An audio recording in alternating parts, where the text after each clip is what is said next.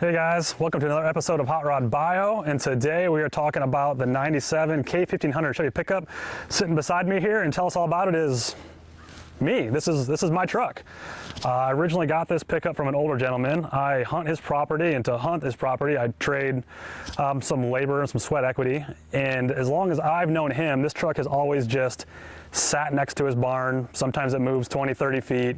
He'd have 5-gallon buckets in the back of the truck collecting rainwater, maybe a shovel in the back, but it just sat, it never moved. Well, one day he went to move it and it wouldn't start. It would crank but no start, and it took me no time to diagnose that it needed a fuel pump.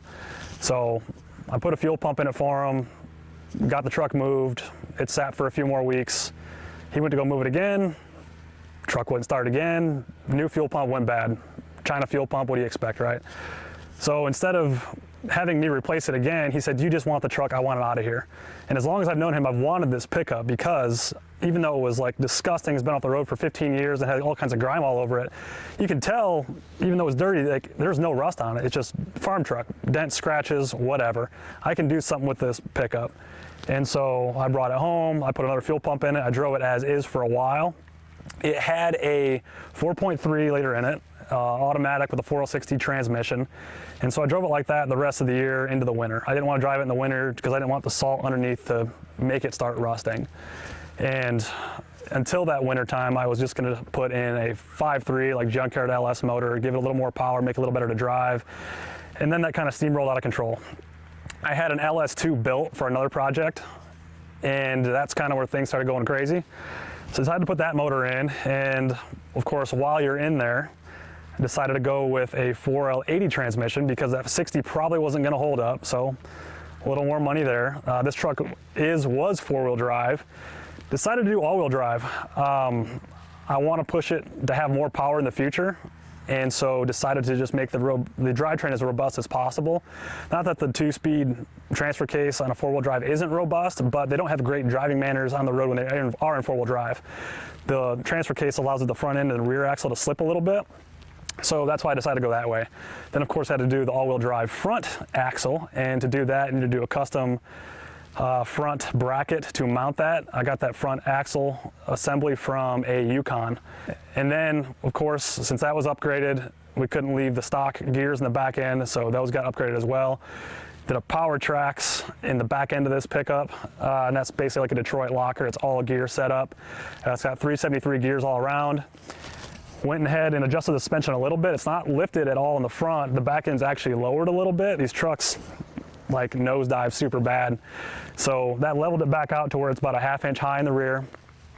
You'll notice too, threw some Caltrack bars on it as well, just to help it get rid of any of that axle bind, or not really axle bind, but get rid of the leaf spring twist and torque, any kind of wheel hop.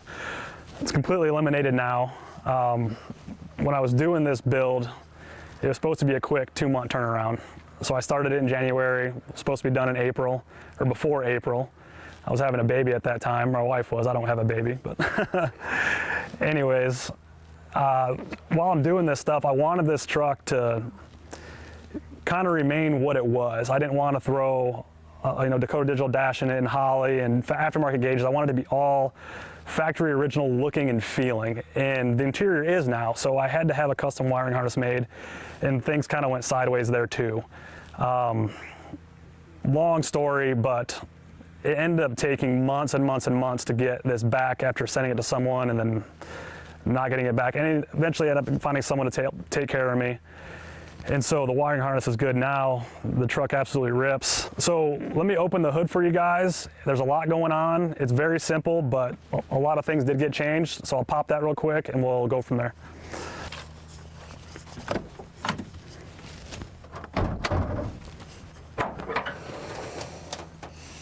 So as you can see, like I said, I wanted to make it look mostly factory, or OE plus maybe.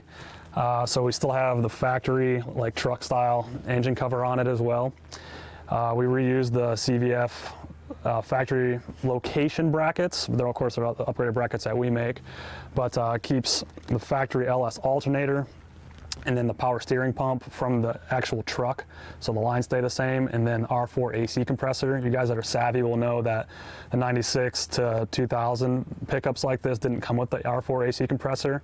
However, the firewall's the same, so if you use an R4 AC compressor and just get replacement lines and of course a dryer, everything will just bolt right up into place. Even the factory condenser will still work. I did use a new condenser when I was removing the front end of this truck to put the engine in. Of course, some of the lines stripped out from corrosion. So all that stuff's brand new. AC works. I used Dirty Dingo engine mounts, and I helped push the engine back as far as it would possibly go. So it's back about 3 inches further than where a factory bracket would have kept it. You'll notice there's a ton of space between the radiator and the engine. Radiator with a cold case. It's got dual electric fans from Durale. I also used a Durale intercooler, or not intercooler, but Durale oil cooler for the tranny cooler as well. That's mounted underneath the truck in the frame rail. Factory style ECU. So this would be from like a 99 to 2002 Chevy pickup. And of course the factory truck wiring harness is tied into this to then run the engine as well. So everything's kind of tucked back to where, like again, looks kind of factory. I wanted to keep the factory airbox so it looked continuously, again, stock, but it wasn't going to work with the 4-inch tube. So I ended up taking parts and pieces from a bunch of different things. So I got a K&N neck from a different vehicle, but it was the right diameter that I needed. And it also had the LS3 style card MAF sensor. So I had that. I bought some of the Summit universal bent plastic stuff as well to go into that box. And then I custom made that air box. So it has weather stripping all the way around it, sealing it to the fender, sealing the top of the lid. So it's only pulling cool air from outside the engine bay. A lot of times you'll see open filters inside the engine bay next to the exhaust or next to the radiator. Well, you're pulling really hot air into the engine, and the object of having a cool air intake is to pull in the coolest air possible. So when this thing's actually sitting and idling, you can hear it pulling air through the fender if you're sitting on the passenger side of the vehicle, because the passenger side of the vehicle, that fender kind of runs into the cab a little bit. So it's just a constant sucking sound. So it's doing its job. If you're watching the air intake temperature sensors, it's always exactly what it is outside, never a degree warmer. Some things I wish I would have done that I thought I didn't have time for. You'll notice the frame is fine, but it's got that surface rust all over it. I wish I took the time to blast it down and really paint it and make it nice. Same with like the booster and really clean up the firewall, but at the same time, it kind of takes away from what this truck is. This truck was purpose built for me to drive every day, use every day, run down gravel roads, use it deer hunting, run it through the woods, throw stuff in the bed. It's an everyday hot rod, and it was built to do exactly that. If we kind of move on to the rest of this truck, I'll kind of point out some of the other cosmetic flaws and kind of talk about a few things, and you'll see this truck is just, you know, it looks good cruising down the road, but it's got its flaws, you know, and that's kind of the charm of it. It's guilt-free driving. So let's close the hood and check out the rest of this thing.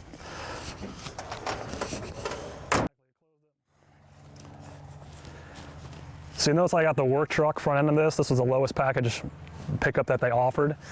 And these grills were always gray. It didn't matter what color vehicle you had, the grill was always gray. Every once in a while, maybe you'd find one that they did a special option from the factory, but I rattle can this. I got like a paint to match rattle can order over the internet type deal, and it actually matches pretty decent. Front bumpers were really nice and chrome, but it just wasn't gonna fit the look that I was going for with having black wheels and all the trim's already black on this pickup. So sprayed these black.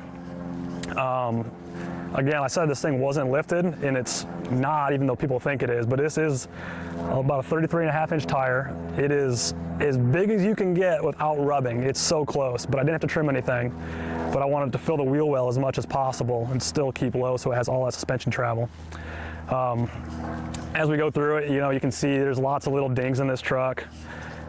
Scratches up and down the side. This thing was a farm truck. I don't feel bad at all about driving this thing and putting it through the paces. Like I said, everyday hot rod. Scratches and dings on the bed.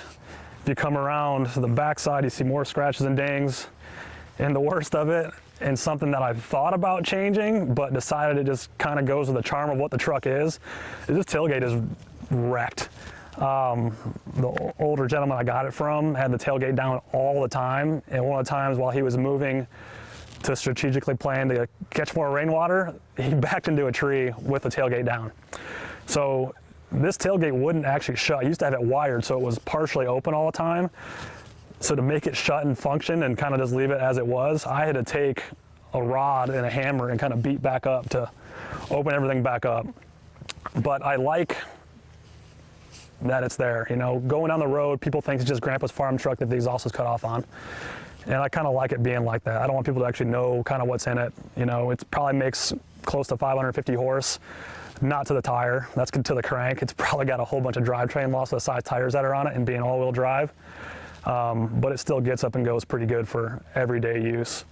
Why don't I open a door for you real quick? We'll go through the interior and then I'll fire it up.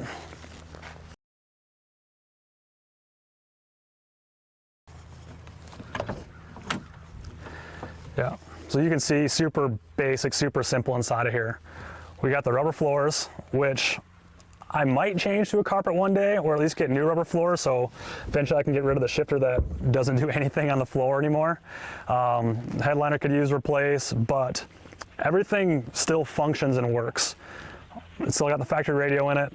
Thought about going with a Bluetooth. I kind of like that it has a factory radio and you can only listen to the radio in this thing. It's, again, kind of the charm of the truck. All the factory gauges work, all the factory switches still work. There's no extra gauges of any kind. So when you're cruising this thing on the road, it still feels exactly like it did in 1997. I have gone through and replaced like shocks and struts and all that stuff on the chassis as well, so it's pretty modern. The seat for its age is really still pretty good. There's only one small tear on this side you can't see from there. Yeah, and that pretty much wraps up the interior. There's not much to look at inside of these trucks, but again, it's super simple. It just works. You can see, again, the bed's dinged up, scratched up. Again, it gets used. It used to have a toolbox in the back. I thought about keeping it, but it wasn't for me, so that sucker's gone. Some other things that I've replaced on this truck while it was all apart was the fuel pump. Of course, I needed a larger fuel pump than the factory electric pump, so upgraded that to a 340 pound-per-hour pump. And after I had done that, I started smelling gas and wasn't sure why. And I kept finding little puddles here and there and wasn't sure why. The fuel pump's on top of the tank, and so I thought, well, it couldn't have been anything I just done. Pulled on the plastic covers underneath of it and realized that there's rust in the bottom of the factory tank. So replaced the tank with a brand new one. I'm glad I found it then and not later. And then I also went with the returnless style fuel system. So it's a fuel filter and fuel pressure regulator all in one. So again, it keeps everything very simple in this truck. So again, on the rear suspension, everything's stock back here, minus some drop shackles. I wanted to drop it a little bit so it sat nice and level, and again, kept the wheel wells filled up. We replaced a few of the suspension bushings that were worn and clapped out with some polys. Keeps the steering a little bit tighter, keeps the rear leaf springs a little bit more from swaying. And then of course, the Caltrack bars to keep it from wheel hopping. Once you start putting power to these things, they want to just twist and wrap those leaf springs. So that's eliminated completely in this thing.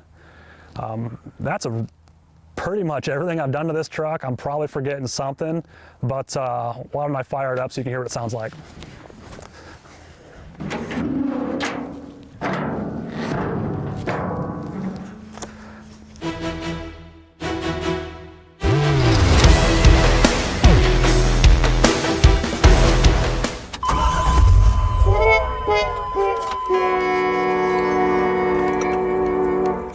Of course. That'll be good for the video. Yeah, okay, right? go. Go. Ready?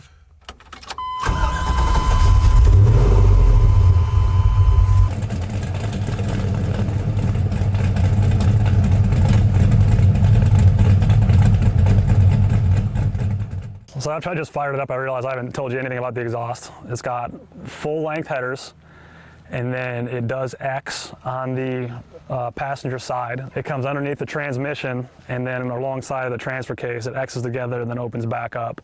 After that, there is a muffler for each side, and it's 3-inch stainless steel all the way, the rest of the way out back. All right, guys, this is Sam. He's the man that's usually behind the camera. He does all of our video editing. So we'll get Sam's impressions, because getting my impressions probably isn't going to do much for you. I drive this thing every day. I'm used to it. Usually when I get in someone else's vehicle, it's my first time getting in someone else's vehicle. And so you get a little bit more of a natural experience because it is. So this is, I guess, to be truthful, your second time in this truck, but the first time didn't go so well, did it? Yeah, and earlier today, it was having some issues again, so let's hope that everything's sorted. Right, so like anything that you first build, there's gonna be bugs. And this thing was, after getting some tuning done, because it's got a cam in it and injectors and all that stuff, was running really good. And then it just kind of started developing a miss out of nowhere. Yeah. I ended up having to take the head back off because I thought it was, well, one cylinder was running a little low on compression and didn't really make a whole lot of sense. And didn't find anything wrong, everything looked great. I cleaned the injectors, put all new plugs in, put them back together, and it's been great. Well, today I started doing it again a little bit. Yeah. It threw an engine code for like intake air temperature. Real weird. Hook up scan tool, everything looks right, and didn't see anything wrong with it. Fire back up, drive it, and it's been fine ever since. So I've been driving this thing for a while, racking up the miles on it, and it's never given me a hiccup since I had first taken it apart. Yep. So yeah, it's been smooth sailing since. I know you had a lot of issues kind of figuring out what was wrong with it. I mean, it ran and drove, right, but it just never ran 100%. Yeah, we were still in the tuning phase. Things were really good, and then all of a sudden, it just wasn't. And it didn't really make a whole lot of sense as to why. It was just completely out of the blue. Like turn truck off, turn truck back on, all of a sudden doesn't run good. And just chase tail, chase tail, chase tail. Everything went so good in the early stages of putting this truck together. Like, engine drops in where it's supposed to, trans drops in where it's supposed to.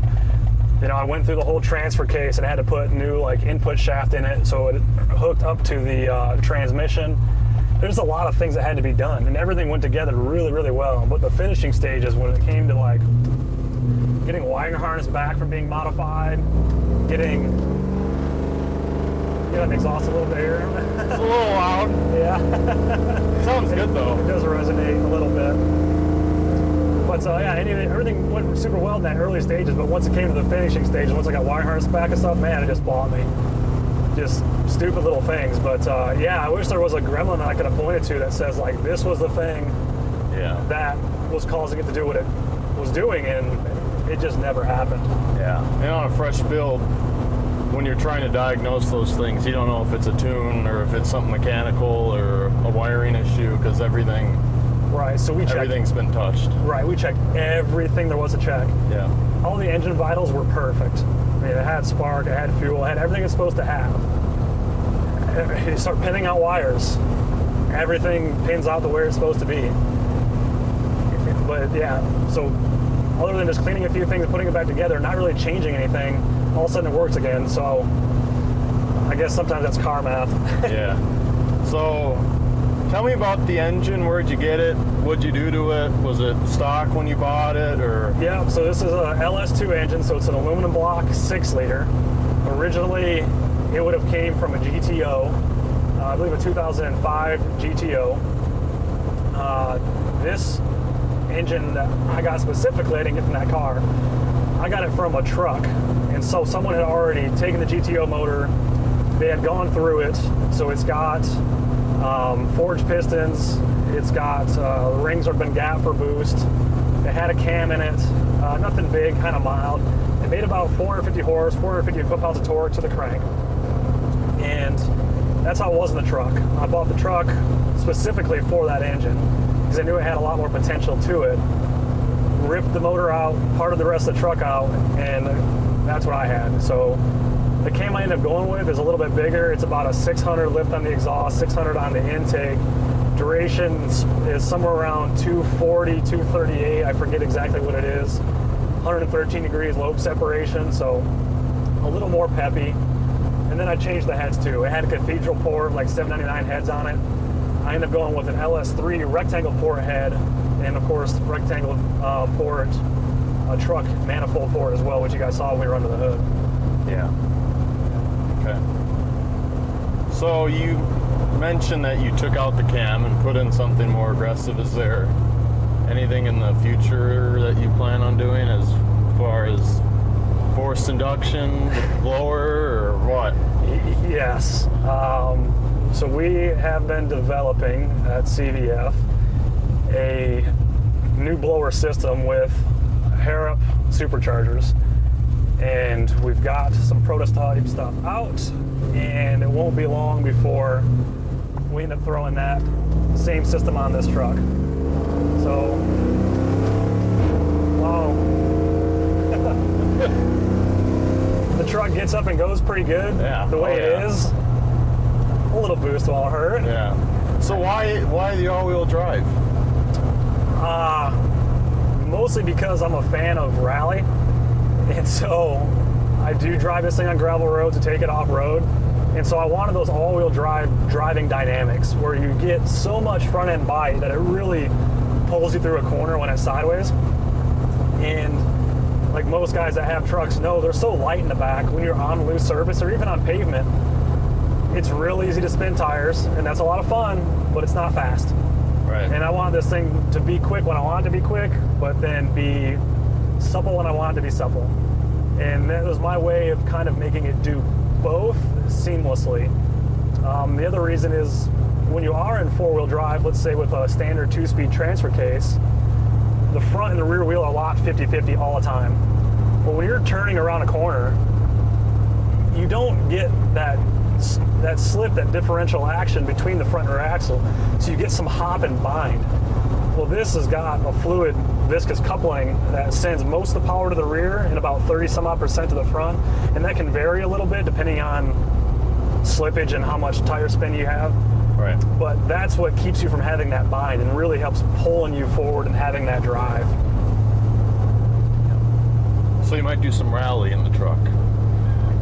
We've slid it around a little bit. We can maybe find a closed course, let's say, and have a little bit of fun with it. So is it strictly for the street, or do you have any plans of doing any track stuff like drag racing or any sort of off-road racing? I think once the blower is on, I would like to get slicks for all four and see what it does on the track. Yeah, that'd be awesome. I think that'd be a blast at a drag strip just to see what it does for time. Yeah. You know, they won't let me run with the tires I have on it now. Most drag strips, they require you to run a 100 tread wear tire or an actual slick. So that's something for the future. I have done some rallycross in the past with cars. I might take it to an event one of these days with this truck too. It should handle the abuse. I mean, what do you think? Yeah. I mean, it is a truck. It should be built to handle what bumps is going to get thrown at it off road. Yeah. So I don't see that being an issue. You know, I worry a little bit about, you know, will it get hurt doing that? Will it not get hurt doing that? I do drive this thing every day, as long as it's not snowing, just because I don't want the salt on the truck. But usually where you're sitting is a baby seat, and I'm taking the kid to daycare with, and you know, you've seen that. But I don't see why I couldn't handle the abuse. It's been built to take that kind of power and take that thrashing. And the suspension, it's still fairly stock. I mean, a couple little things down here and there, but nothing like crazy. Is that something that you'd like to do in the future, or? I think I'm good with it the way it is now. It's very stock. The brakes are stock. I might upgrade the brakes with like a newer pickup style brake. Yeah, just because they were a little bit bigger. Are they still drums in the rear? It is still drums in the rear. But being a truck, they already have really big brakes on them. Right. So, you know, they're made to tow, made to haul. So when you do want to go fast, do want to beat on it, there's so much braking force there already. I don't know that it needs the upgrade. Right. So right now, quick story, I guess. When we were tuning this thing, of course, we do a lot of wide open pulls. I mentioned earlier this thing's got 373 gears in it. Well, it's got about a 33.5-inch tire, and I thought that'd be fine. And it cruises really good. It's at about 2,000 RPM. But the 2-3 shift under wide open throttle and shifting at about 6,800 RPM is at 130 some mile an hour. It's almost 140 when it shifts. So it could use shorter gears, but even slowing down rapidly from that speed back down to something reasonable, the brakes handle it just fine. They don't overheat, they don't fade. Yeah. So I think for now they're going to be okay. Something I would like to upgrade, and we'll kind of see what happens after blower goes on it, is the chassis itself. So these things are C-channel, and they twist and flex quite a bit. It's not really an issue right now with this power level, but I'm afraid that higher power level under a high stress, high torque situation, we'll start getting a lot of chassis twist and flex. So building a frame stiffener of some kind would be, I think, ideal to help take care of that. I feel like the all-wheel drive would almost make that worse. Yeah, I don't know. I guess I haven't noticed it. Yeah. Sometimes having that chassis that chassis twist makes the ride a little bit nicer, as dumb as that might sound. You know, you get into like situations where the suspension needs to move and articulate a bunch. Yeah. Well, the suspension kind of soaks some of that up. It's like having an extra spring. So if I go do stiffen that up, I might need to actually soften the springs in the rear, go with like a Deaver leaf pack or some sort of like high arch spring. Yeah.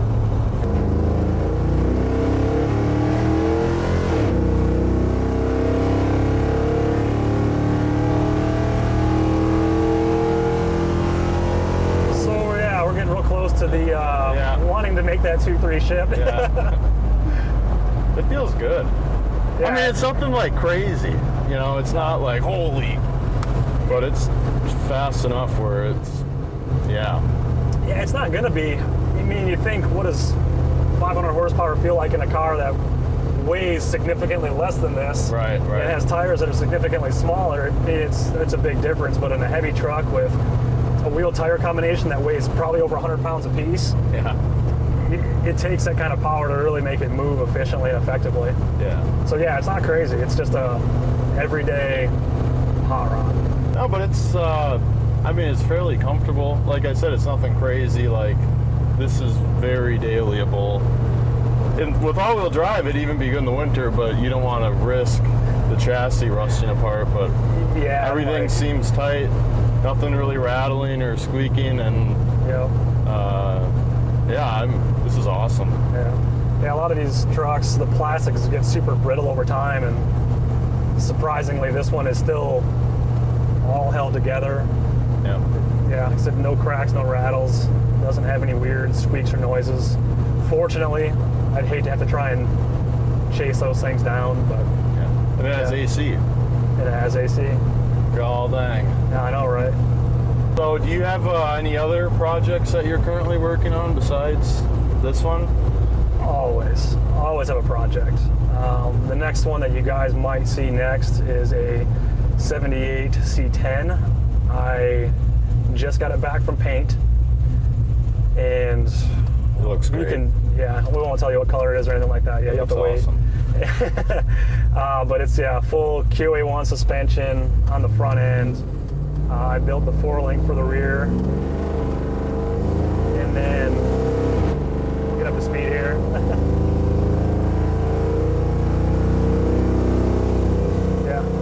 I threw a 6-speed manual in it. It was a running driving pickup when I got it.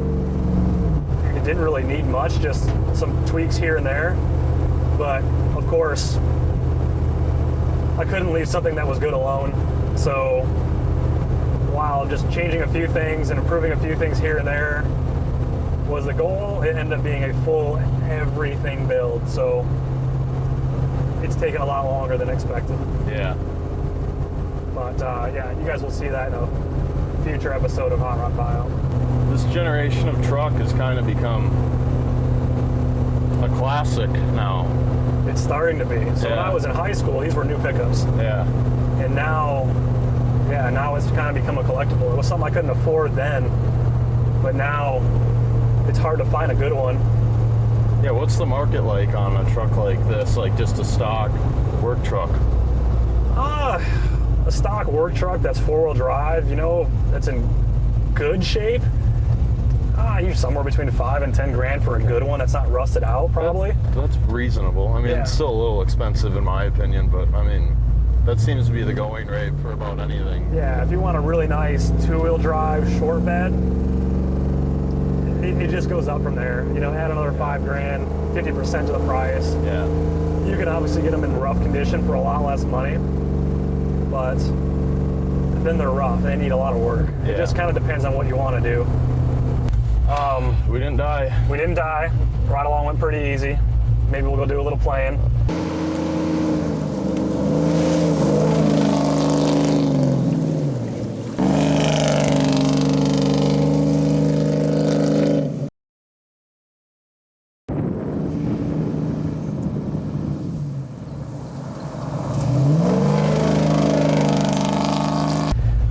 But guys, that's going to wrap it up for this episode of Hot Rod Bio. I hope you enjoyed watching this one, and we'll catch you guys next time.